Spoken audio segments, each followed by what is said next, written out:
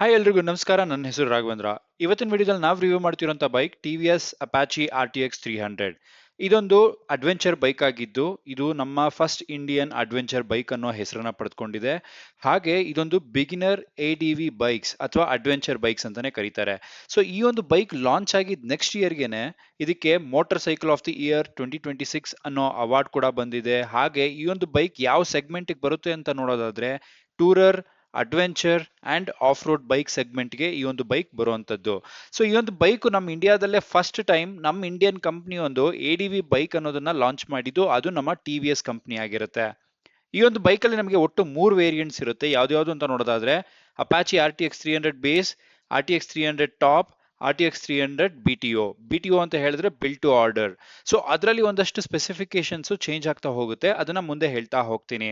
ಹಾಗೆ ಈ ಬೈಕಲ್ಲಿ ಇರುವಂತಹ ಕಲರ್ ಆಪ್ಷನ್ಸ್ ಯಾವ್ದು ಅಂತ ನೋಡೋದಾದ್ರೆ lightning black, pearl white, metallic blue, tan bronze, wiper green, ಈ ಇಷ್ಟು ಕಲರ್ ಆಪ್ಷನ್ಸ್ ಈ ಒಂದು ಬೈಕ್ ಅಲ್ಲಿ ಇರುವಂತದ್ದು. TVS ಕಂಪನಿಯವರು ಈ ಬೈಕ್ ನ 15th ಅಕ್ಟೋಬರ್ 2025ರಲ್ಲಿ ಲಾಂಚ್ ಮಾಡ್ತಾರೆ. ಸೊ ಲಾಂಚ್ ಮಾಡಿದಾಗಿಂದ ಇವತ್ತಿನವರೆಗೂ ಈ ಒಂದು ಬೈಕ್ ಕ್ರಿಯೇಟ್ ಮಾಡಿರುವಂತಹ ಡಿಮ್ಯಾಂಡ್ ಏನಿದೆಯಲ್ಲ ತುಂಬಾನೇ ದೊಡ್ಡದು ಅಂತಾನೆ ಹೇಳ್ಬೋದು. ಯಾಕಂತ ಹೇಳಿದ್ರೆ ಬೈಕ್ ಡೆಲಿವರಿನೇ ಸಿಗ್ತಿಲ್ಲ, ಅಷ್ಟು ಡಿಮ್ಯಾಂಡ್ ಕ್ರಿಯೇಟ್ ಆಗಿದೆ. ಹಾಗೆ ಈ ಒಂದು ಬೈಕ್ ಇನ್ಫಾರ್ಮೇಶನ್ಸ್ ನ ಕಂಪ್ಲೀಟ್ ಆಗಿ ಹೇಳ್ತಾ ಹೋಗ್ತೀನಿ. ಅದಕ್ಕೂ ಮುಂಚೆ ನೀವೇನಾದ್ರೂ ಫಸ್ಟ್ ಟೈಮ್ ನನ್ನ ಚಾನಲ್ ನ ನೋಡ್ತಿತ್ತು ಅಂತ ಹೇಳಿದ್ರೆ ಈ ವಿಡಿಯೋ ಇಷ್ಟ ಆದ್ರೆ ಮಾತ್ರ ಚಾನಲ್ ನ ಸಬ್ಸ್ಕ್ರೈಬ್ ಮಾಡಿ, ವಿಡಿಯೋನ ಲೈಕ್ ಮಾಡಿ ಅಂತ ಹೇಳ್ತಾ ಬನ್ನಿ ವಿಡಿಯೋನ ಸ್ಟಾರ್ಟ್ ಮಾಡೋಣ. ಈ ಬೈಕ್ದು ಫ್ರಂಟ್ ಸೆಕ್ಷನ್ ನ ನೋಡ್ತಿರ್ಬೋದು. ಕಂಪ್ನಿಯವರೇ ಆಲ್ರೆಡಿ ನಿಮಗೆ ಟೂರಿಂಗ್ ಮಿರರ್ಸ್ ನ ಕೊಟ್ಬಿಟ್ಟಿರ್ತಾರೆ, ಸೊ ಚೇಂಜ್ ಮಾಡಿಸೋ ಅವಶ್ಯಕತೆ ಇರೋದಿಲ್ಲ. ಹಾಗೆ ಇಲ್ಲಿ ನೋಡ್ತಿರುವಂತಹ ವೈಸರ್ ಏನಿದೆ ಇದು ತುಂಬಾನೇ ಹೈಟ್ ಆಗಿ, ಬ್ರಾಡ್ ಆಗಿ ಮತ್ತೆ ಟ್ರಾನ್ಸ್ಪರೆಂಟ್ ಆಗಿ ಕೊಟ್ಟಿರೋದು ತುಂಬಾನೇ ಅಡ್ವಾಂಟೇಜ್ ಅಂತಾನೆ ಹೇಳ್ಬೋದು. ವಿಂಡ್ ಬ್ಲಾಸ್ಟ್ ನ ಆರಾಮಾಗಿ ಕಂಟ್ರೋಲ್ ಮಾಡಬಹುದಾಗಿರುತ್ತೆ ಈ ಒಂದು ವೈಸರ್ ಇಂದ, ಇಲ್ಲಿ ನೋಡ್ತಿರ್ಬೋದು. ಹಾಗೆ ನಂಬರ್ ಪ್ಲೇಟ್ ಪ್ಲೇಸ್ಮೆಂಟ್ ನಿಮಗೆ ಇಲ್ಲಿ ಆಗಿರುವಂತದ್ದು. ಸೊ ಅದ್ರ ಕೆಳಗಡೆ ನಿಮಗೆ ಹೆಡ್ ಲ್ಯಾಂಪ್ಸ್ ನ ನೋಡ್ತಿರ್ಬೋದು. ಸೊ ಹೆಡ್ ಲ್ಯಾಂಪ್ಸ್ ನಿಮಗೆ ಒಟ್ಟು 4 LED ಹೆಡ್ ಲ್ಯಾಂಪ್ಸ್ ನ ಕೊಟ್ಟಿರ್ತಾರೆ ವಿತ್ DRLs ನಿಮಗೆ ಸ್ಪೆಷಾಲಿಟಿ ಇದೆ, ಅದನ್ನ ನಾನು ಮುಂದೆ ಹೇಳ್ತಾ ಹೋಗ್ತೀನಿ. ಸೊ ಹಾಗೆ ಇಲ್ಲಿ ಕೊಟ್ಟಿರುವಂತಹ ಬೀಕ್ ನ ನೋಡ್ತಿರ್ಬೋದು. ಇದು ನಿಮಗೆ ಕಂಪ್ಲೀಟ್ ಆಗಿ ಒಂದು ಫೈಬರ್ ಇಂದ ಬಂದಿರುತ್ತೆ. ಸೊ ಒಳ್ಳೆ ಪ್ರೀಮಿಯಂ ಕ್ವಾಲಿಟಿ ಆಗಿರುತ್ತೆ. ಫ್ರಂಟ್ ಸೆಕ್ಷನ್ ಅಲ್ಲಿ ಹೈಲೈಟಿಂಗ್ ಪಾರ್ಟ್ ಅಂತಂದ್ರೆ UST ಫೋಕ್ಸ್. ಸೊ ನೋಡ್ತಿರ್ಬೋದು ಗೋಲ್ಡನ್ ಕಲರ್ ಅಲ್ಲಿ ಕೊಟ್ಟಿರೋದ್ರಿಂದ ತುಂಬಾನೇ ಅಟ್ರಾಕ್ಟಿವ್ ಆಗಿ ಕಾಣಿಸ್ತಿರುವಂತದ್ದು. ಇದು 41 mm ಇರುವಂತದ್ದು ಮತ್ತೆ 180 mm ಅಷ್ಟು ಟ್ರಾವೆಲಿಂಗ್ ಕೆಪಾಸಿಟಿ ಇರುವಂತಹ ಸಸ್ಪೆನ್ಷನ್ಸ್ ಆಗಿರುತ್ತೆ. ಸೊ ಇಲ್ಲಿ ನೋಡ್ತಿರ್ಬೋದು ನಿಮಗೆ ಮಡ್ಗಡ್ಡು ನಿಮಗೆ ಫೈಬರ್ ಇಂದ ಬಂದಿರುತ್ತೆ, ಯಾವುದೇ ರೀತಿ ಮೆಟಲ್ ನ ಕೊಟ್ಟಿರೋದಿಲ್ಲ. ಹಾಗೆ ಫ್ರಂಟ್ ಸೆಕ್ಷನ್ ಅಲ್ಲಿ ಇರುವಂತಹ ಬ್ರೇಕಿಂಗ್ ಸಿಸ್ಟಮ್ ನ ನೋಡೋದಾದ್ರೆ ಡಿಸ್ಕ್ ಬ್ರೇಕ್ ಕೊಟ್ಟಿರುವಂತದ್ದು. ಡಿಸ್ಕ್ ಬ್ರೇಕ್ ನ ಸೈಜ್ ಬಂದು 320 mm ಆಗಿರುತ್ತೆ. ಮತ್ತೆ ಇದು ಡ್ಯುಯಲ್ ಚಾನಲ್ ABS ಇಂದ ಬಂದಿರುತ್ತೆ. ನಿಮಗೆ ABS ಸ್ವಿಚಬಲ್ ಆಗಿರುತ್ತೆ. ಹಾಗೆ ಟೈರ್ ಸೈಜ್ ನ ನೋಡೋದಾದ್ರೆ ಫ್ರಂಟ್ದು 180x80 19 ಇಂಚಸ್ ಇಂದ ಬಂದಿರುತ್ತೆ. ಮತ್ತೆ ನಿಮಗೆ ಎಲ್ಲಾ ವೇರಿಯಂಟ್ಸ್ ಅಲ್ಲೂ ಅಲಾಯ್ ವೀಲ್ಸ್ ಕೊಟ್ಟಿದ್ದು ಟ್ಯೂಬ್ಲೆಸ್ ಟೈರ್ಸ್ ಆಗಿರುತ್ತೆ. ಮತ್ತೆ ಯೂಸ್ ಮಾಡಿರುವಂತ ಟೈರ್ಸ್ ಬಂದು ರೇಡಿಯಲ್ ಟೈರ್ಸ್ ಆಗಿರುತ್ತೆ, ನಾರ್ಮಲ್ ಟೈರ್ಸ್ ಆಗಿರೋದಿಲ್ಲ. ಸೊ ಇಲ್ಲಿ ನೋಡ್ತಿರ್ಬೋದು ಟೈರ್ಸ್ ನಿಮಗೆ ಆಫ್ ರೋಡಿಂಗ್ ಗೆ ಅಡ್ಜಸ್ಟ್ ಆಗುವಂತಹ ಟೈರ್ಸ್ ನ ಆಲ್ರೆಡಿ ಕಂಪನಿಯವರೇ ಕೊಟ್ಟಿರೋದ್ರಿಂದ ಅಡ್ವಾಂಟೇಜ್ ಅಂತಾನೆ ಹೇಳ್ಬೋದು.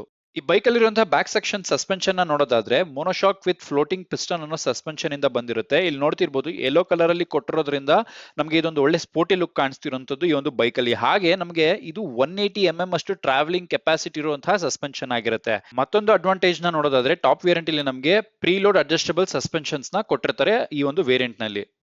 ಹಾಗೆ ಬ್ಯಾಕ್ ಸೆಕ್ಷನ್ ಟೈರ್ ಸೈಜ್ ನ ನೋಡೋದಾದ್ರೆ 150x70 17 ಇಂಚಸ್ ಇಂದ ಬಂದಿರುತ್ತೆ. ಇಲ್ಲಿ ನೋಡ್ತಿರ್ಬೋದು ಇದು ಕೂಡ ನಿಮಗೆ ಆಫ್ ರೋಡ್ ಗೆ ಸಪೋರ್ಟ್ ಆಗುವಂತಹ ಟೈರ್ ನ ಕೊಟ್ಟಿರುವಂತದ್ದು. ಹಾಗೆ ನಮಗೆ ಇದು ಕೂಡ ರೇಡಿಯಲ್ ಟೈರ್ಸ್ ಇಂದ ಬಂದಿರುತ್ತೆ. ಮತ್ತೆ ಅಲಾಯ್ ವೀಲ್ಸ್ ಇರುತ್ತೆ, ಟ್ಯೂಬ್ಲೆಸ್ ಟೈರ್ಸ್ ಆಗಿರುತ್ತೆ. ಇಲ್ಲಿ ನೋಡ್ತಿರ್ಬೋದು ನಿಮಗೆ ಟೈರ್ ಎಷ್ಟು ವಿಡ್ತ್ ಇದೆ ಅಂತ ಹೇಳೋದನ್ನ. ಸೊ ತುಂಬಾನೇ ಬ್ರಾಡ್ ಆಗಿರುವಂತದ್ದು. ನೀವು ಆಫ್ ರೋಡ್ ಅಥವಾ ಅಡ್ವೆಂಚರ್ ಬೈಕಿಂಗ್ ಗೆ ಏನಾದ್ರೂ ಬೇಕು ಅಂತ ಹೇಳಿದ್ರೆ ಇದು ಕಂಪ್ಲೀಟ್ ಆಗಿ ನಿಮಗೆ ಸಪೋರ್ಟ್ ಮಾಡುವಂತಹ ಟೈರ್ಸ್ ನ ಫ್ರಂಟ್ ಮತ್ತೆ ಬ್ಯಾಕ್ ಅಲ್ಲಿ ಕೊಟ್ಟಿರುವಂತದ್ದು. ಇಲ್ಲಿ ನೋಡ್ತಿರ್ಬೋದು ನಿಮಗೆ ಆಫ್ ರೋಡಿಂಗ್ ಗೆ ಸಪೋರ್ಟ್ ಆಗುವಂತಹ ಡಾಟೆಡ್ ಟೈರ್ಸ್ ನ ಈ ಒಂದು ಬೈಕ್ ಅಲ್ಲಿ ಕೊಟ್ಟಿರುವಂತದ್ದು. ಸೊ ತುಂಬಾನೇ ಹೆಲ್ಪ್ಫುಲ್ ಆಗುತ್ತೆ ನಿಮಗೆ ಆಫ್ ರೋಡಿಂಗ್ ಅಥವಾ ಅಡ್ವೆಂಚರಿಂಗ್ ಆಗಿ ಈ ಒಂದು ಬೈಕ್ ನ ಯೂಸ್ ಮಾಡುವಾಗ. ಈ ಬೈಕ್ ನ ಇಂಜಿನ್ ಸ್ಪೆಸಿಫಿಕೇಶನ್ಸ್ ನ ನೋಡ್ತಾ ಹೋಗೋಣ. ಇಂಜಿನ್ ಸಿಸಿ ನ ನೋಡೋದಾದ್ರೆ 300 cc ಅಂದ್ರೆ 299.1 cc ಕೆಪಾಸಿಟಿ ಇರುವಂತಹ ಇಂಜಿನ್ ಸಿಸಿ ಇರುವಂತಹ ಬೈಕ್ ಆಗಿರುತ್ತೆ. ಹಾಗೆ ಈ ಒಂದು ಬೈಕ್ ದು ಇಂಜಿನ್ ಟೈಪ್ ನ ನೋಡೋದಾದ್ರೆ single cylinder liquid cooled DOHC 4 stroke ಮತ್ತೆ 4 valves ಪರ್ ಸಿಲಿಂಡರ್ ಇಂದ ಬಂದಿರುವಂತಹ ಇಂಜಿನ್ ಟೈಪ್ ಆಗಿರುತ್ತೆ. ಹಾಗೆ ಈ ಒಂದು ಬೈಕ್ ಟಾರ್ಕ್ ನ ನೋಡೋದಾದ್ರೆ 28.5 Nm ಅಟ್ 7000 RPM ಇಂದ ಬಂದಿರುವಂತದ್ದು. ಹಾಗೆ BHP ನ ನೋಡೋದಾದ್ರೆ 36 PS ಅಟ್ 9000 RPM ಇಂದ ಜನರೇಟ್ ಆಗುವಂತದ್ದು. ಈ ಎರಡು ಅಂಶಗಳೇ ತುಂಬಾ ಮುಖ್ಯವಾದದ್ದು ಬೈಕ್ ಸ್ಪೀಡ್ ಆಗಿ ಹೋಗೋದಿಕ್ಕೆ ಮತ್ತೆ ಸಡನ್ ಆಗಿ ಪಿಕಪ್ ತಗೊಳ್ಳೋದಿಕ್ಕೆ. ಹಾಗೆ ಈ ಒಂದು ಬೈಕ್ ಕ್ಲಚ್ ನ ನೋಡೋದಾದ್ರೆ ವೆಟ್ ಮಲ್ಟಿಪ್ಲೇಟ್ ಲಿಯಾನ್ segment assist and slipper clutch ಇಂದ ಬಂದಿರುತ್ತೆ. ನಿಮಗೆ ಸ್ಲಿಪ್ಪರ್ ಅಸಿಸ್ಟ್ ಕ್ಲಚ್ ಬಂದು ಟಾಪ್ ವೇರಿಯಂಟ್ ಅಲ್ಲಿ ಮಾತ್ರ ಇರುವಂತದ್ದು, ಬೇಸ್ ವೇರಿಯಂಟ್ ಅಲ್ಲಿ ಇರೋದಿಲ್ಲ. ಹಾಗೆ ಈ ಒಂದು ಬೈಕಲ್ಲಿ ನಮಗೆ ಒಟ್ಟು 6 ಗೇರ್ಸ್ ಇರುವಂತದ್ದು. ನೆಕ್ಸ್ಟ್ ಈ ಒಂದು ಇಂಜಿನ್ ಅಥವಾ ಫ್ಯೂಯಲ್ ಹೇಗೆ ಸಪ್ಲೈ ಆಗುತ್ತೆ ಅಂತ ನೋಡೋದಾದ್ರೆ ಎಂಜಿನ್ಗೆ ಫ್ಯೂಯಲ್ ಇಂಜೆಕ್ಷನ್ ಇಂದ ಆಗುವಂತದ್ದು. ಈ ಒಂದು ಬೈಕ್ ನಮಗೆ ಸೆಲ್ಫ್ ಸ್ಟಾರ್ಟ್ ಮಾತ್ರ ಇರುವಂತದ್ದು, ನಮಗೆ ಯಾವುದೇ ರೀತಿ ಕಿಕ್ಕರ್ ಕೊಟ್ಟಿರೋದಿಲ್ಲ. ಮತ್ತೆ ಈ ಒಂದು ಬೈಕ್ ರೈಡಿಂಗ್ ರೇಂಜ್ ಅಂದ್ರೆ ಒಂದು ಫ್ಯೂಯಲ್ ಟ್ಯಾಂಕ್ಗೆ ಎಷ್ಟು ಕಿಲೋಮೀಟರ್ ದೂರ ಹೋಗುತ್ತೆ ಅಂತ ನೋಡೋದಾದ್ರೆ 375 ಕಿಲೋಮೀಟರ್ ಅಷ್ಟು ದೂರ ಈ ಒಂದು ಬೈಕ್ ಟ್ರಾವೆಲ್ ಮಾಡುವಂತದ್ದು. ಹಾಗೆ ನಮಗೆ ಈ ಒಂದು ಬೈಕ್ ಟಾಪ್ ಸ್ಪೀಡ್ ನ ನೋಡೋದಾದ್ರೆ 140 ಕಿಲೋಮೀಟರ್ ಇಂದ 146 ಕಿಲೋಮೀಟರ್ ಪರ್ ಅವರ್ ಸ್ಪೀಡ್ ಅಲ್ಲಿ ಹೋಗುವಂತದ್ದು, ಇದು ಟಾಪ್ ಸ್ಪೀಡ್ ಆಗಿರುತ್ತೆ. ನೆಕ್ಸ್ಟ್ ಈ ಒಂದು ಬೈಕ್ ಮೈಲೇಜ್ ನ ನೋಡೋದಾದ್ರೆ 28 ರಿಂದ 35 kilometre per litre mileage produce ಆಗುವಂತದ್ದು. ಸೊ 35 ಕಿಲೋಮೀಟರ್ ಪರ್ ಲೀಟರ್ಗೆ ಅಂತ ಹೇಳಿದ್ರೆ ತುಂಬಾನೇ ಏನು ಉಪಯೋಗ ಆಗುವಂತದ್ದು 1 ಲೀಟರ್ ಪೆಟ್ರೋಲ್ಗೆ ಅಂತಾನೆ ಹೇಳ್ಬೋದು. ಹಾಗೆ ಈ ಒಂದು ಬೈಕ್ ಫ್ಯೂಯಲ್ ಟ್ಯಾಂಕ್ ಕೆಪಾಸಿಟಿನ ನೋಡೋದಾದ್ರೆ 12.5 ಲೀಟರ್ ಅಷ್ಟಾಗಿರುತ್ತೆ. ಹಾಗೆ ರಿಸರ್ವ್ ಫ್ಯೂಯಲ್ ಕೆಪಾಸಿಟಿನ ನೋಡೋದಾದ್ರೆ 2.5 ಲೀಟರ್ ಅಷ್ಟಾಗಿರುತ್ತೆ. ಮತ್ತೆ ಆಯಿಲ್ ಕೆಪಾಸಿಟಿ ನೋಡೋದಾದ್ರೆ 1.5 ಲೀಟರ್ ಅಂದ್ರೆ 1500 ml ಅಷ್ಟು ಆಯಿಲ್ ಕೆಪಾಸಿಟಿ ಈ ಒಂದು ಬೈಕ್ಗೆ ಬೇಕಾಗಿರುವಂತದ್ದು. ಈ ಬೈಕಲ್ಲಿ ತುಂಬಾನೇ ಸ್ಪೀಡ್ ಹೋಗೋದ್ರಿಂದ ನಮಗೆ ವಿಂಡ್ ಬ್ಲಾಸ್ಟ್ ಅನ್ನೋದು ತುಂಬಾನೇ ಇರುತ್ತೆ. ಸೊ ನಾವು ಕುತ್ಕೊಂಡು ರೈಡ್ ಮಾಡೋದಕ್ಕೆ ಆಗೋದಿಲ್ಲ ಕಂಫರ್ಟಬಲ್ ಆಗಿ. ಸೊ ಅದರಿಂದ ಇಲ್ಲಿ ಏನ್ ಮಾಡಿದ್ದಾರೆ ಅಂತಂದ್ರೆ ವೈಸರ್ ನ ದೊಡ್ಡದಾಗಿ ಕೊಟ್ಟಿರುವಂತದ್ದು. ಇಲ್ಲಿ ನೋಡ್ತಿರ್ಬೋದು ಇಂಡಿಯನ್ ಫ್ಲಾಗ್ ಕಲರ್ನು ಕೂಡ ವೈಸರ್ ಅಲ್ಲಿ ಕೊಟ್ಟಿರುವಂತದ್ದು. ಸೊ ಹಾಗೆ ಇಂಡಿಕೇಟರ್ಸ್ ಏನಿದೆ ಈ ಒಂದು ಬೈಕಲ್ಲಿ ಎಲ್ಲಾ ನಮಗೆ LED ಇಂದಾನೆ ಕೊಟ್ಟಿರುವಂತದ್ದು ಇಲ್ಲಿ ನೋಡ್ತಿರ್ಬೋದು. ಅದ್ರ ನಡುವೆ ನಮಗೆ ಒಂದು ಬ್ಲಾಕ್ ಕಲರ್ ಫಿನಿಶ್ ಕೊಟ್ಟಿರೋದು ಕೂಡ ತುಂಬಾನೇ ಚೆನ್ನಾಗಿದೆ ಅಂತಾನೆ ಹೇಳ್ಬೋದು. ಹಾಗೆ ಇಲ್ಲಿ ಕೊಟ್ಟಿರುವಂತ ಬೀಕ್ ಕೂಡ ನೋಡ್ತಿರ್ಬೋದು ನಿಮಗೆ ಪ್ರೀಮಿಯಂ ಕ್ವಾಲಿಟಿ ಫೈಬರ್ ಇಂದ ಕೊಟ್ಟಿರುವಂತದ್ದು. ಮತ್ತೆ ಇಲ್ಲಿ ನಮಗೆ ಸಸ್ಪೆನ್ಷನ್ ಮೇಲೆ ಗೋಲ್ಡನ್ ಕಲರ್ ಕೊಟ್ಟಿರೋದು ಎನ್ಹಾನ್ಸ್ಡ್ ಆಗಿದೆ ಈ ಒಂದು ಲುಕ್ಗೆ. ಹಾಗೆ ಇಲ್ಲಿ ನೋಡ್ತಿರ್ಬೋದು LSC ಅನ್ನೋ ಒಂದು ಬ್ಯಾಡ್ಜಿಂಗ್ ಕೂಡ ಕೊಟ್ಟಿರುವಂತದ್ದು. ಸೊ ಅದ್ರ ಜೊತೆಗೆ ನಾವು ಈ ಒಂದು ಬೈಕ್ದು ಗ್ರಾಫಿಕ್ಸ್ ಮತ್ತೆ ಕಲರ್ ಕಾಂಬಿನೇಷನ್ಸ್ ನ ನೋಡ್ತಿರ್ಬೋದು, ಫುಲ್ ಮಿಕ್ಸ್ಡ್ ಕಲರ್ಸ್ ಕೊಟ್ಟಿರೋದು, ಒಂದೇ ಕಲರ್ ಅಂತ ಇಲ್ಲ. ಸೊ ಇಲ್ಲಿ ನೋಡ್ತಿರ್ಬೋದು TVS ಅವ್ರ ಲೋಗೋ ಆಗಿರ್ಬೋದು, ಮತ್ತೆ ಇಲ್ಲಿ ಕಲರ್ ಕಾಂಬಿನೇಷನ್ಸ್ ಏನ್ ಯೂಸ್ ಮಾಡಿದಾರಲ್ಲ, ಸೊ ಗ್ರೇ, ವೈಟ್, ಬ್ಲಾಕ್ ಪ್ರತಿಯೊಂದು ಕೂಡ ತುಂಬಾನೇ ಅಟ್ರಾಕ್ಟಿವ್ ಆಗಿದೆ ಅಂತಾನೆ ಹೇಳ್ಬೋದು. ಈ ಗ್ರಾಫಿಕ್ಸ್ ಅಷ್ಟೇ ಅಪಾಚೆ ಆರ್ಟಿಕ್ಸ್ ಅಂತ ಒಂದು ವೈಟ್ ಕಲರ್ ಅಲ್ಲಿ ಕೊಟ್ಟಿರುವಂತದ್ದು, ಒಂದು ರೆಡ್ ಕಲರ್ ಅಲ್ಲಿ ಕೊಟ್ಟಿರುವಂತದ್ದು. ಸೊ ನಿಮ್ಗೆ ಟ್ಯಾಂಕ್ ನೋಡ್ತಿರ್ಬೋದು, ನಿಮಗೆ ಒಂದು ಏನು ಪಿಯಾನೋ ಬ್ಲಾಕ್ ಫಿನಿಶ್ ಅಲ್ಲಿ ಕೊಟ್ಟಿರುವಂತದ್ದು, ಮತ್ತೆ ಇಲ್ಲಿ TVS ಬ್ಯಾಡ್ಜಿಂಗ್ ನ ಕೊಟ್ಟಿರೋದು ಹ್ಯಾಂಡಲ್ ಬಾರ್ ನಡುವೆ, ಅದನ್ನ ನಿಮ್ಗೆ ಗ್ರೇ ಕಲರ್ ಅಲ್ಲಿ ಕೊಟ್ಟಿರುವಂತದ್ದು. ಹ್ಯಾಂಡಲ್ ಬಾರ್ ಕೂಡ ತುಂಬಾ ದೊಡ್ಡದಾಗಿ ಇರುವಂತದ್ದು ಈ ಒಂದು ಬೈಕ್ ಅಲ್ಲಿ. ಹಾಗೆ ಫ್ಯೂಯಲ್ ಟ್ಯಾಂಕ್ ಕ್ಯಾಪ್ ನೋಡ್ತಿರ್ಬೋದು ನೀವು. ಸೊ ನಾರ್ಮಲ್ ಆಗಿ ಹೇಗೆ ಬರುತ್ತೆ ಬೇರೆ ಬೈಕ್ಸ್ ಅಲ್ಲಿ ಹಾಗೆ ಕೊಟ್ಟಿರುವಂತದ್ದು. ಮತ್ತೆ motor cycle of the year ಅನ್ನೋ ಬ್ಯಾಡ್ಜಿಂಗ್ ಕೂಡ ಟ್ಯಾಂಕ್ ಮೇಲೆ ಕೊಟ್ಟಿರುವಂತದ್ದು ಈ ಒಂದು ಬೈಕ್ ಮೇಲೆ.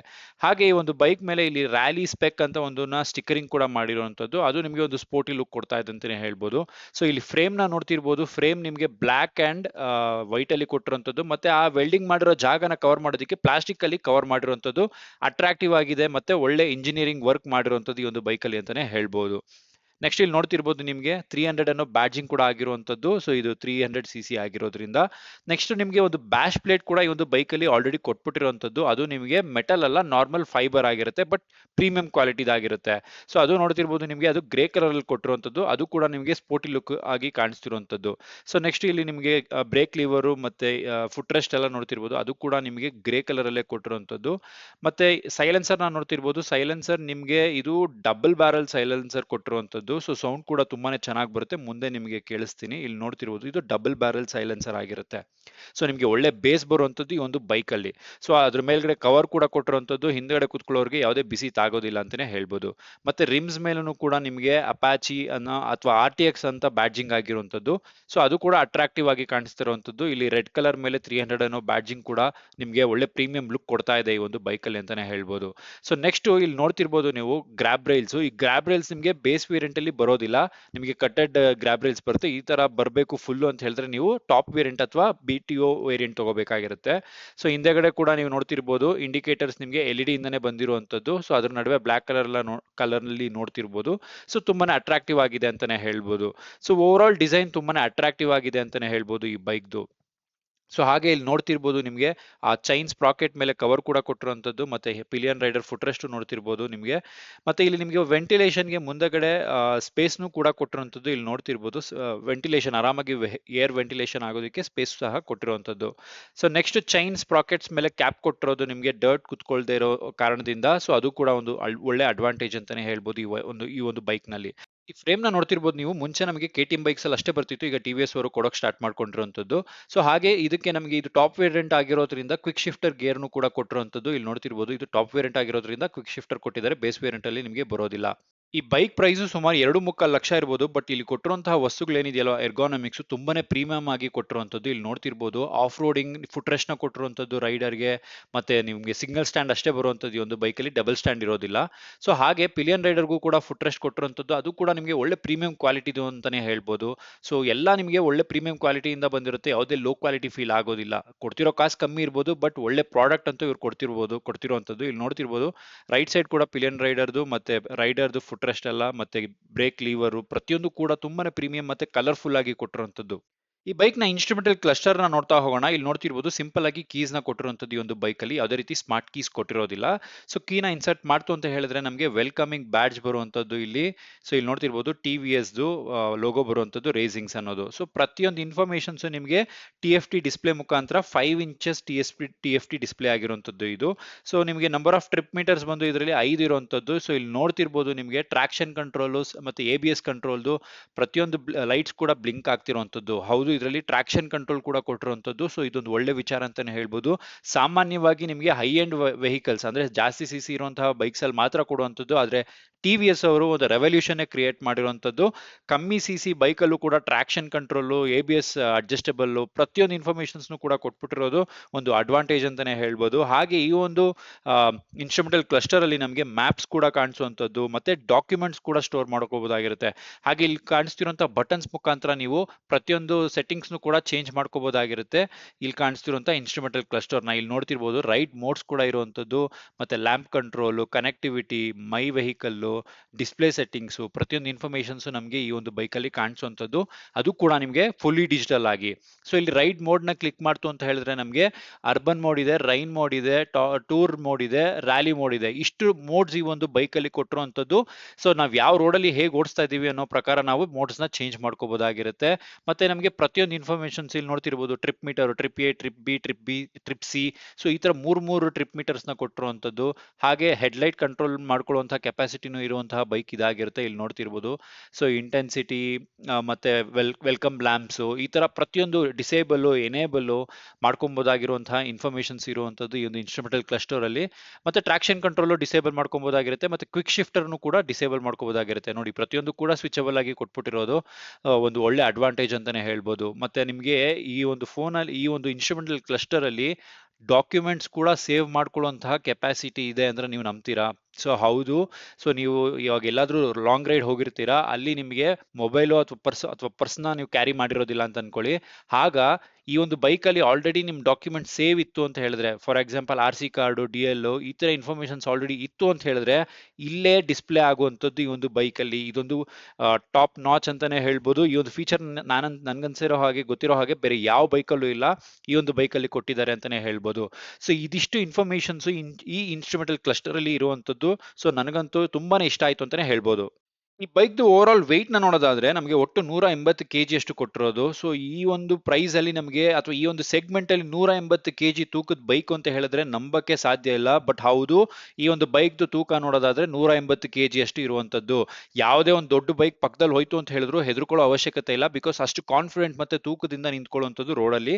ಹಾಗೆ ಈ ಒಂದು ಬೈಕ್ದು ಗ್ರೌಂಡ್ ಕ್ಲಿಯರೆನ್ಸ್ ನ ನೋಡೋದಾದ್ರೆ 200 mm ಅಷ್ಟು ಆಗಿರುತ್ತೆ. ಸೊ ಇಲ್ಲಿ ನೋಡ್ತಿರ್ಬೋದು 200 mm ಅಂತ ಹೇಳಿದ್ರೆ ನೀವು ಯಾವುದೇ ಹಂಪ್ಸ್ ಆಗ್ಲಿ, ಹಳ್ಳ ಕೊಳ್ಳಗಳಾಗ್ಲಿ ಹೆದರ್ಕೊಳ್ಳೋ ಅವಶ್ಯಕತೆ ಇಲ್ಲ. ಹಾಗೆ ಈ ಒಂದು ಬೈಕ್ ಅಲ್ಲಿ ನಮಗೆ ಆಲ್ರೆಡಿ ಬ್ಯಾಶ್ ಪ್ಲೇಟ್ ನ ಕೊಟ್ಟಿರೋದ್ರಿಂದ ಯಾವುದೇ ಪ್ರಾಬ್ಲಮ್ ಕೂಡ ಆಗೋದಿಲ್ಲ. ಸೊ ಎಲ್ಲ ಕವರ್ ಆಗುತ್ತೆ ಅಂತಾನೆ ಹೇಳ್ಬೋದು.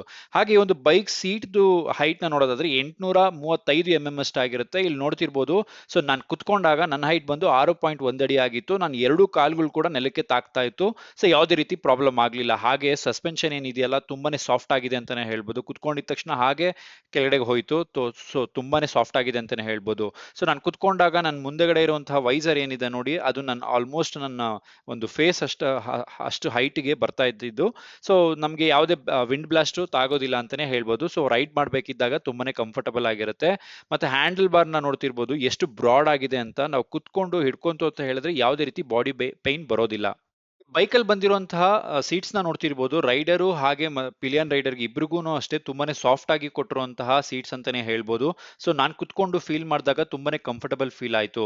ಸೊ ಹಾಗೆ ಅದ್ರ ಜೊತೆಗೆ ಸಸ್ಪೆನ್ಷನ್ ಕೂಡ ಸಪೋರ್ಟ್ ಮಾಡುವಂತದ್ದು ಈ ಒಂದು ಬೈಕ್ ಅಲ್ಲಿ. ಮತ್ತೆ ಇಲ್ಲಿ RTX ಅನ್ನೋ ಬ್ಯಾಡ್ಜಿಂಗ್ ನ ನೋಡ್ತಿರ್ಬೋದು ಹಿಂದೆಗಡೆ ಸೀಟ್ ಮೇಲೆ ಕೊಟ್ಟಿರುವಂತದ್ದು. ನೆಕ್ಸ್ಟ್ ಈ ಒಂದು ಬೈಕ್ ಅಲ್ಲಿ ಬಂದಿರುವಂತಹ ಎಕ್ಸಾಸ್ಟ್ ನೋಟ್ ನ ನೋಡ್ಕೊಂಡು ಬರೋಣ ಬನ್ನಿ.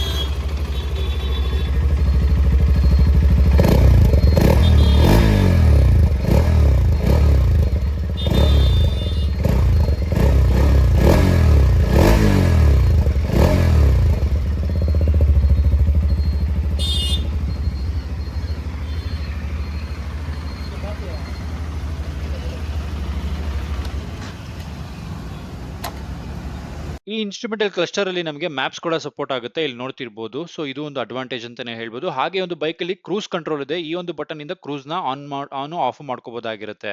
ಹಾಗೆ ಒಂದು ಬೈಕ್ ಅಲ್ಲಿ ಇರುವಂತಹ DRLs ನ ನೋಡ್ತಿರ್ಬೋದು, ಹೇಗೆ ಕೀ ಆನ್ ಮಾಡಿದ ತಕ್ಷಣ ಆನ್ ಆಗುತ್ತೆ, ಹಾಗೆ ಕೀ ಆಫ್ ಮಾಡಿದ ತಕ್ಷಣ ಅದು ಡಿಸೇಬಲ್ ಆಗುತ್ತೆ ಅನ್ನೋದನ್ನ. ಸೊ ಒಳ್ಳೆ ಫೀಚರ್ ಅಂತಾನೆ ಹೇಳ್ಬೋದು. ನೆಕ್ಸ್ಟ್ ಈ ಒಂದು ಬೈಕ್ದು ಹೆಡ್ಲೈಟ್ಸ್ ನ ನೋಡೋದಾದ್ರೆ ಇಲ್ಲಿ ನೋಡ್ತಿರ್ಬೋದು, 4 ಏನು ಹೆಡ್ ಲ್ಯಾಂಪ್ಸ್ ವರ್ಕ್ ಆಗ್ತಿರುವಂತದ್ದು. ಸೊ LED ಅಲ್ಲಿ ಹೆಡ್ ಲ್ಯಾಂಪ್ಸ್ ನ ಕೊಟ್ಟಿರುವಂತದ್ದು. ಸೊ ಒಳ್ಳೆ ವಿಚಾರ ಅಂತಾನೆ ಹೇಳ್ಬೋದು. ಹೈವೇಗಳಲ್ಲಿ ಅಥವಾ ಆಫ್ ರೋಡ್ಗಳಲ್ಲಿ ಹೆವಿ ಫೋಕಸ್ಡ್ ಆಗಿ ನಾವು ರೈಡ್ ಮಾಡ್ಬೋದಾಗಿರುತ್ತೆ, ಯಾವುದೇ ರೀತಿ ಭಯ ಇಲ್ದಿರ. ಬೈಕಲ್ಲಿ ನಮಗೆ ಇಲ್ಲಿ ನೋಡ್ತಿರ್ಬೋದು, ಕ್ಲಚ್ ಲೀವರ್ಸ್ ಏನಿದೆಯಲ್ವಾ ಅದನ್ನ ಅಡ್ಜಸ್ಟಬಲ್ ಆಗಿ ಕೂಡ ಕೊಟ್ಟಿರುವಂತದ್ದು. ಸೊ ಎರಡೂ ಸೈಡು ಕ್ಲಚ್ ಲೀವರು ಮತ್ತೆ ಬ್ರೇಕ್ ಲೀವರ್ ಎರಡೂ ಕೂಡ ನಾವು ಅಡ್ಜಸ್ಟ್ ಮಾಡ್ಕೋಬಹುದಾಗಿರುತ್ತೆ. ಇದು high beam, low beam, passing light ಆಗಿರುತ್ತೆ, ಮತ್ತೆ ಇದು ಹಜಾರ್ಡ್ ಲೈಟ್ ಸ್ವಿಚ್ ಆಗಿರುತ್ತೆ.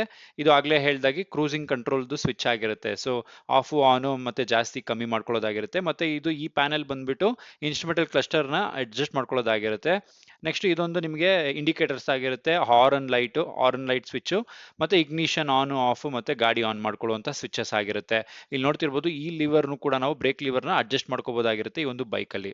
ಎಲ್ಲಾ ವೇರಿಯಂಟ್ಸ್ ನಲ್ಲೂ ಕಾಮನ್ ಆಗಿರುವಂತಹ ಫೀಚರ್ಸ್ ನ ನೋಡೋದಾದ್ರೆ switchable ABS, service due indicator, riding modes, hazard lights, cruise control, traction control, switchable ABS, ಹಾಗೆ ಕ್ವಿಕ್ ಶಿಫ್ಟರ್ ಬಂದು ನಿಮಗೆ ಟಾಪ್ ವೇರಿಯಂಟ್ ಅಲ್ಲಿ ಮಾತ್ರ ಬರುವಂತದ್ದು, ಬೇಸ್ ವೇರಿಯಂಟ್ ಅಲ್ಲಿ ಬರೋದಿಲ್ಲ. ಹಾಗೆ ಈ ಒಂದು ಬೈಕ್ ಇಂಜಿನ್ ವಾರಂಟಿನ ನೋಡೋದಾದ್ರೆ 5 ವರ್ಷ ಅಥವಾ 60,000 ಕಿಲೋಮೀಟರ್ ಆಗಿರುತ್ತೆ. ಮತ್ತೆ ಸರ್ವಿಸ್ ಶೆಡ್ಯೂಲ್, ಫ್ರೀ ಸರ್ವಿಸ್ ನ ನೋಡೋದಾದ್ರೆ ಫಸ್ಟ್ ಸರ್ವಿಸು 1,000 ಕಿಲೋಮೀಟರ್ ಅಥವಾ 45 ದಿವಸದೊಳಗಡೆ ಆಗಿರುತ್ತೆ. ಎರಡನೇ ಸರ್ವಿಸು 8,500 ಕಿಲೋಮೀಟರ್ ಅಥವಾ 180 ದಿವಸದೊಳಗಡೆ ಆಗಿರುತ್ತೆ. ಮೂರನೇ ಸರ್ವಿಸು 16,000 ಕಿಲೋಮೀಟರ್ ಅಥವಾ 360 ದಿವಸದೊಳಗಡೆ ಆಗಿರುತ್ತೆ. ಹಾಗೆ ಈ ಒಂದು ಬೈಕ್ದು ರೈವಲ್ರಿ ಬೈಕ್ಸ್ ನ ನೋಡೋದಾದ್ರೆ SD adventure, Suzuki V Strom SX 250 variant, ಹಾಗೆ ಹೀರೋ ಎಕ್ಸ್ಪಲ್ಸ್ 210 ವೇರಿಯಂಟು, ಮತ್ತೆ KTM 250 ಅಡ್ವೆಂಚರ್ ಬೈಕು. ಇಷ್ಟು ಏನು ಈ ಒಂದು ಬೈಕ್ಗೆ ರೈವಲ್ರಿ ಬೈಕ್ಸ್ ಆಗಿರುತ್ತೆ.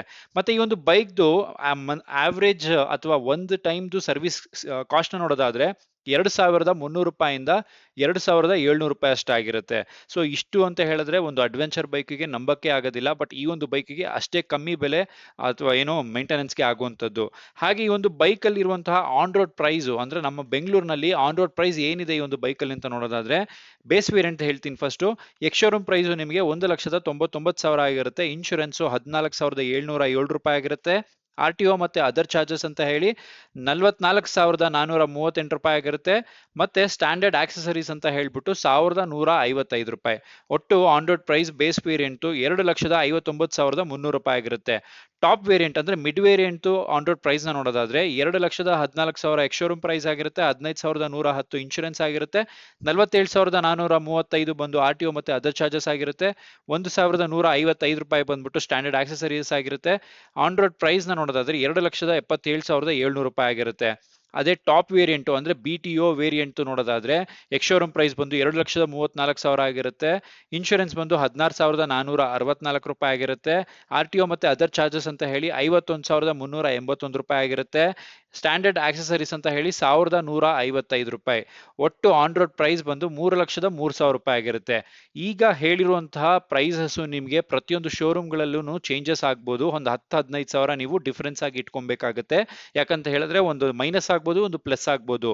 ಸೊ ನೀವು ಬೆಟರ್ ಏನು ಅಂತ ಹೇಳಿದ್ರೆ ನೀವು ಶೋರೂಮ್ಗೆ ಹೋಗಿ ಅಲ್ಲಿ ನೀವು ಟೆಸ್ಟ್ ರೈಡ್ ತಗೊಂಡು ಅಲ್ಲಿರುವಂತಹ ಆಕ್ಚುಯಲ್ ಪ್ರೈಸ್ ನ ಕೇಳಿ ತಿಳ್ಕೊಂಡ್ರೆ ನಿಮಗೆ ಈಸಿ ಆಗುವಂತದ್ದು. ಇದಿಷ್ಟು ಒಂದು ಬೈಕ್ದು ಇನ್ಫಾರ್ಮೇಶನ್ಸ್ ಆಗಿರುತ್ತೆ.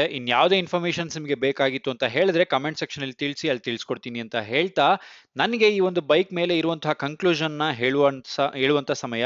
ಸೊ ನನಗೆ ಈ ಒಂದು ಬೈಕ್ ತುಂಬಾನೇ ಇಷ್ಟ ಆಯ್ತು ಅಂತಾನೆ ಹೇಳ್ಬೋದು. ಯಾಕಂತ ಹೇಳಿದ್ರೆ ಇಷ್ಟು ಕಮ್ಮಿ ಬೆಲೆಗೆ ಬೇರೆ ಇನ್ಯಾವುದೂ ಬೈಕ್ ನಿಮಗೆ ಬರೋದಿಲ್ಲ. ಇಷ್ಟು ಫೀಚರ್ಸ್ ಲೋಡೆಡ್ ಆಗಿರುವಂತಹ ಬೈಕ್ ಬೇರೆ ಯಾವ ಕಂಪ್ನಿನೂ ಕೊಡ್ತಿಲ್ಲ, ಆದ್ರೆ ನಮ್ಮ TVS ಕಂಪ್ನಿಯವ್ರು ಕೊಡ್ತಿದ್ದಾರೆ ಅಂತ ಹೇಳ್ತಾ, ಈ ವಿಡಿಯೋ ಇಷ್ಟ ಆಗಿದ್ರೆ ಮಾತ್ರ ನೀವು ಚಾನೆಲ್ನ ಸಬ್ಸ್ಕ್ರೈಬ್ ಮಾಡಿ, ವಿಡಿಯೋನ ಲೈಕ್ ಮಾಡಿ ಅಂತ ಹೇಳ್ತಾ, ನೆಕ್ಸ್ಟ್ ವಿಡಿಯೋದಲ್ಲಿ ಸಿಗ್ತೀನಿ. ಟೇಕ್ ಕೇರ್, ಬಾಯ್ ಬಾಯ್.